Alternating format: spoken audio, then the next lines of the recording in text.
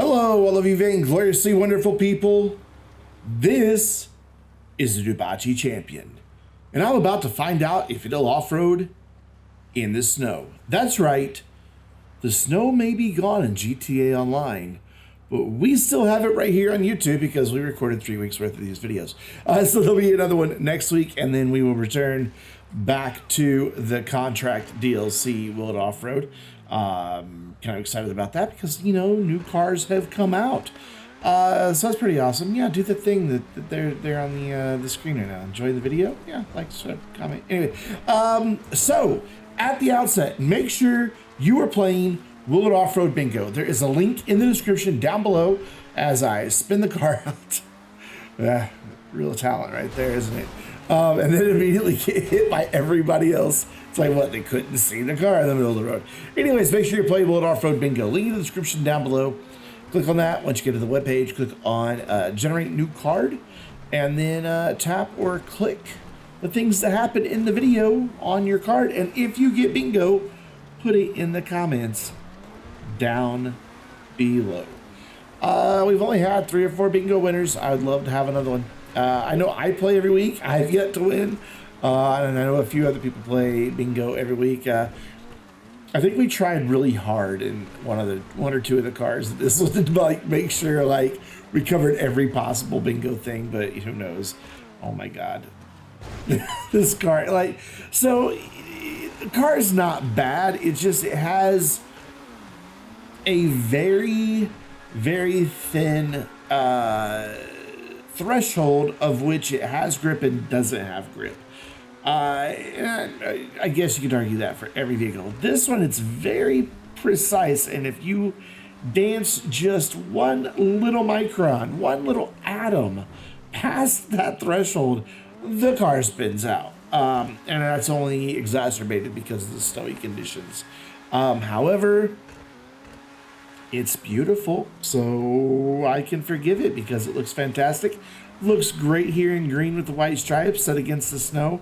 And once we get up into some sun, it'll look even better. I think it was sunrise. Yeah, it's sunrise when we were recording this. And yes, I just used the map and looking to see where north was and looking to see where the sun was, forgetting the sun just comes up on that side of the mountain. Yeah, anyways, the little mini map, bottom left corner. Hey, make sure if you want to see an even better of this version of this video, that you're checking out Will It Off-Road behind the scenes. How do you do that? Well, you kind of have to be a channel supporter. First of all, you need to be a member of the Vainglorious Discord, because that's where I post the link to the behind the scenes video in the Vainglorious supporters channels. And the way you get access to those channels is to either become a member here on YouTube by clicking that join button, make it a monthly pledge over at patreon.com/Vainglorious, or being a Twitch subscriber, whether you paid for it, gifted it, or if you use Twitch Prime.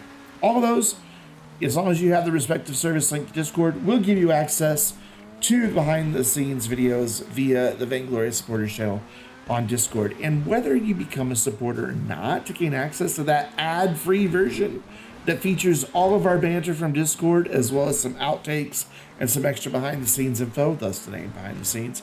Whether you do that or not, we'd love to have you come hang out with us on the Vainglorious Discord server.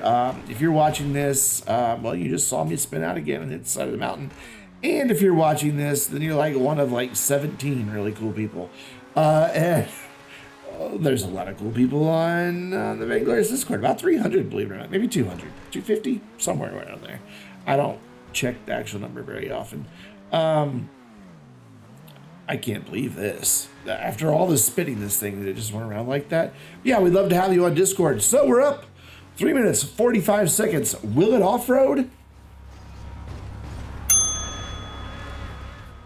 Yeah, I mean, that's not too bad of a time for the snow.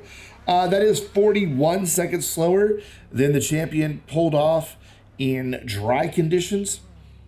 So for the 54 vehicles that we have tested in the snow, that makes this one the 25th. So right there on the edge of holding into the top half of all vehicles tested in the snow. Just like my 2 cars. Well, hello, man. This run is going badly. They just keep getting hit by everybody. It's not their fault. It's snowy. And this car is not very predictable, so I wasn't being very predictable either. But yeah, 25th overall in the snow, 7 seconds slower than the Vapid Retinue Mark II, and 0.02, actually 0.0167777777 faster than the RC Bandito. So barely beating the RC Bandito. It is 4th of the 7 supers that we have tested in the snow, 7.5 seconds slower than the Autark, and 4 seconds faster than the SC1.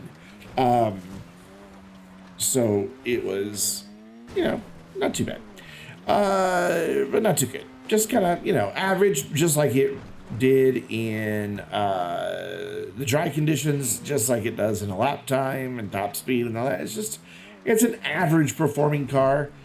And you know what? Just like it's, I can't believe I missed that hike. He's like, what the fuck, dude? Just like the real life counterpart, I'm okay that an Aston Martin or a Dewbauchee isn't the best at something, because they're always just such beautifully crafted cars.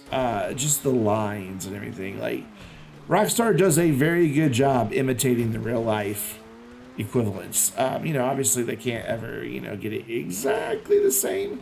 What Victor is what this is based on? Aston Martin Victor, is that its name? I believe so. Champion Victor, if that makes sense.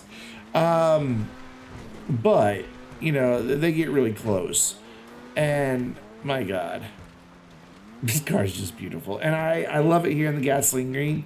You may disagree, but I think it's just a striking color for this car. I have a lot of green Aston Martins. I wonder where the inspiration for that comes from. Who knows? Who knows? Do you know? Leave a comment down below. Maybe you're right, and maybe I'll be like, good job, you random internet person who I probably talk to regularly. We're down 2 minutes, almost 47 seconds. Somebody's flying over the edge. Oh, it's Hobo. Nice landing, Hobo. Actually, it was a very nice landing. Just boop right down. So, we're back at the top of the mountain, which of course means it's time for the damage descent. To see what type of damage a vehicle will take. And I'm often asked the question in my head, why do we do the damage descent? Actually, people used to ask it a lot, what's the point of this? This isn't a performance thing because there's so much, randomness. People can hit you, there's things you can get stuck on. The point of the damage descent is if you climb Mt Chiliad for any reason, at some point, you're going to fall off of Mt Chiliad for some reason. You are going to have, what we here in the industry call a Chiliad disaster. I know you get that reference, and if you don't, what is wrong with you? If you don't get the what is wrong with you? I guess that's rude. Nothing wrong with you, but you should really go watch Bruffy's G-Freds. They're awesome. And then when you're done with that, go check out my community stream VODs where we also do G-Fred. Yeah, did you know that? We do G-Fred at the Vainglorious. Riding those coattails. Anyways, ooh, that was a hard hit. What was it talking about? I don't know. Some point I was talking about, why we do the damage descent. It's because you're going to fall off the mountain. You're going to have a Chiliad disaster. And it's nice to know, how tough are these cars? What type of damage can they really take? Some cars get really bad engine rattles early on and start smoking. Others make it down fairly unscathed with just scratches, and everything else in between. I almost get over the woodpile here. So close. So very close. Ripped off a door trying to get over the woodpile. Totally worth it. As much calamity happens, we're down 1 minute, 55 seconds. So let's take a look at the damage on the Champion. The windshield's gone. Most of the lights are missing. The hood and doors are definitely missing. Ever so slightly bent wheels to the point I'm not even really sure they are. I think that back right one is for sure though. And there is some ever so slight body damage because it doesn't have the best damage model, but hey, at least there's something there. There's a look at our support vehicles, and Sven left. because he was having internet problems at the moment. But that's going to bring us to our next vehicle. The Declasse Mamba. This one was chosen by Spin. By the way, the champion was chosen by Florida Man in Discord. I'm not sure what he's going by these days, what his actual screen name is, but it's on Corazana. I don't know how to say it, the name. I don't even know where it comes from. I don't think I want to know. Probably one of those things that's just best left unknown. Hey, bingo players, check out the license plate. Oh yeah, almost hit that cop. I actually tried to hit the cop because it doesn't matter if you get a 1 level going off the mountain because the cops only follow to a certain point and then they stop. And as long as it's not 3-star with helicopters, you'll lose your 1 level by the time you get to the top of Mt Chiliad. So the Mamba. This is one of those vehicles that I absolutely love and adore. And you can tell I've owned it for quite a while because it has the B73 Mo license plate. Back when the YouTube channel was Brandon72 Mo, all my license plates were B72 Mo. You know, to indicate license plate. Now they're BTYB, just to stand represent the Vainglorious, because that's our 4-digit tag for the Vainglorious crew in Rockstar Social Club. And BTYB, of course, stands for it. Better than you, bitch. There's a story behind it. I'm sure you've heard it before, so I'm not going to tell it again. But if you really want to know, leave a comment down below. I'm really fishing for those comments today hard, aren't I? Not meaning to. It just keeps coming up. Yeah, this is one of those cars that I really absolutely love. I've had it forever. It's a beautiful vehicle, and I never, ever drive it. And you just saw why. The thing is just wheel spin for days. There was nothing I could do to get the wheels to stop. Or get the wheels to stop spinning, I should say. It is... You can hear that I'm barely on the throttle at times. Of course, I'm running my mouth, so you can't really hear the game volume as loud. But, you know, if you turn it up really loud, then I'm even louder. You can hear that a lot of times when the wheels start spinning, I'm barely on the throttle. And, of course, with lack of a spoiler, it doesn't have a whole lot of grip to begin with, the traction. This thing, even in dry conditions, can be a handful to drive. But my God, whether with the top on or the top off, I think you can take the top off this car. Yeah, you can take the top off this car. No matter what, it's just such a beautiful car. It sounds so nice. And you can hear it, like you can hear it. Where you letting off the throttle, and like it'll start to get grip for a second, then it's like, oh wait, I'm a Mamba, I'm not allowed to have grip. As it bounces off the rev limiter because the wheels are spinning again. It's just, it just cracks me up. This run, I hate to say it, is only about half over right now.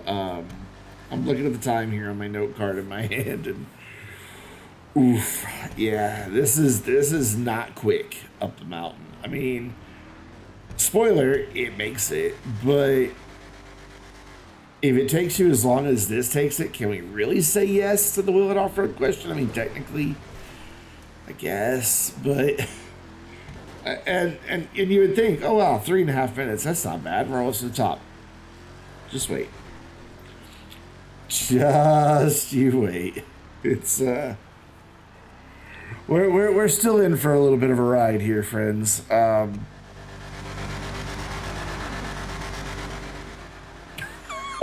Let's do it. It's just,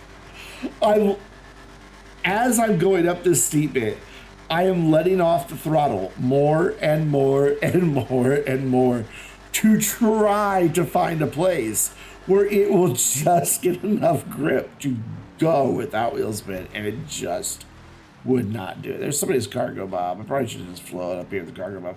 I wasn't even gonna attempt to get this car up the side of that really slippery hill without getting a bit of a run.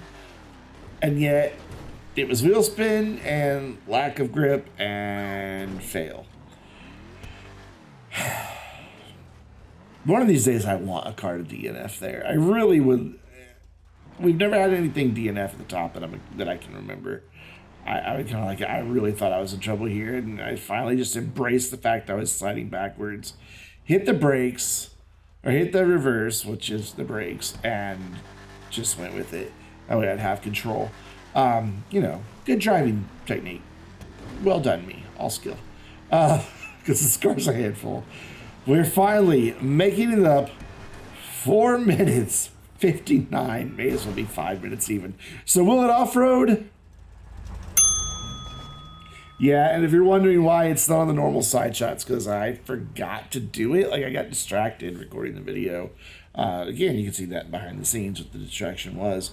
But I got out, got it all set up, and then just forgot to do it. So the Mamba at basically 5 minutes up the mountain. That is 1 minute, 25.6 seconds slower than it did in the dry conditions. 1.5 minutes slower. Oof. Of the 54 vehicles that we have tested in the snow over the years, it is 40th. It is 32 seconds slower, almost said faster, 32 seconds slower than the Anna Silvestre. However, it is 1 minute and 6 seconds faster than the Declasse Granger. Of course, not the new Granger. We haven't tested that. What is it called? The XL, XT? I don't know. Just the regular Granger. The regular Granger really struggled for grip as well, despite it being able to drive. It's kind of pretty driving down with the headlights on, with the kind of yellowish tint. Donkey was trying to stay close to keep the car lit up as brightly as he could. But once you get too far away, the headlights, the person behind you, as you can see, he didn't turn his headlights off. He's just too far behind, and now he's close enough with the lighting me up again. It's just the way the lighting engine in the game works. Certain distance, they no longer have an effect, and it's not very far. But I know that those of you who watch on mobile, when it's darker, it's a little harder to see, and I know a lot of my viewers watch on mobile. So you can thank Spearing Donkey. If you can see the car right now, it's all because of Donkey. He was doing his best to not hit me, but also keep me lit up. And I'd have to say, Donkey, you did a good job, my dude. Anyway, so in Sports Classics, this was 7th out of 8 Sports Classics that we've tested. Again, same 32 seconds from the Anna Silvestre. They're in the same class. And, I mean, technically you could call this car last, because the 8th place car DNF'd. The Issy Dynasty, however you want to say that. Yeah, it was a big old fat DNF on that. It just didn't have the oomph to get up. And I saw the dot coming in from the side. I knew we were about to have an accident there.